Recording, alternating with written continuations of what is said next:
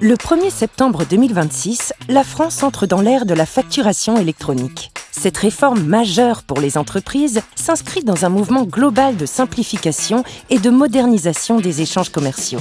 Pour l'État, elle est aussi un levier pour une meilleure connaissance de l'économie française.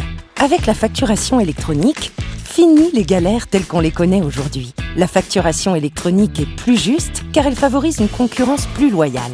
Elle est plus simple car elle facilite la gestion et le suivi des factures. Et elle est plus efficace car elle permet de réduire les délais de paiement et de sécuriser les échanges.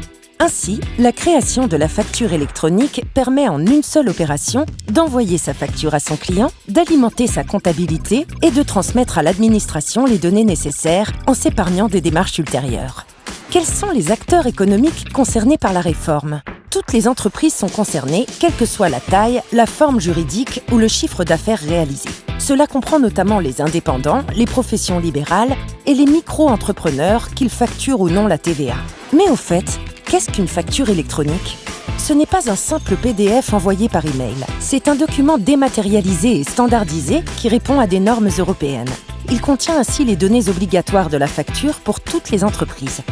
Comment sont transmises les factures et leurs données ? Une fois émise, le fournisseur transmet sa facture électronique directement via la plateforme agréée qu'il aura préalablement choisie ou au travers d'une solution compatible. Cette facture est alors acheminée vers la plateforme agréée du client. Certaines données de cette facture sont transmises en parallèle à l'administration qui n'aura plus à vous les demander. Que se passe-t-il si le client est un particulier ou si le client est établi à l'étranger ?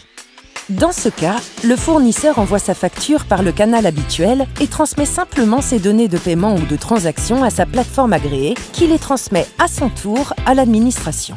La réforme de la facturation électronique, ça démarre quand ?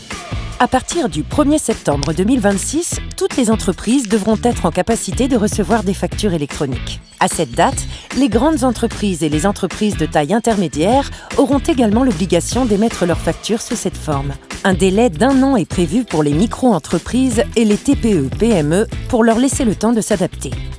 À partir du 1er septembre 2027, elles auront l'obligation d'émettre des factures électroniques et de transmettre à l'administration leurs données de transaction. Mais pas besoin d'attendre. De nombreuses entreprises ont déjà commencé à émettre et à recevoir des factures électroniques. Vous pouvez démarrer dès à présent. Comment bien se préparer ? Choisissez votre plateforme agréée pour émettre et recevoir vos factures.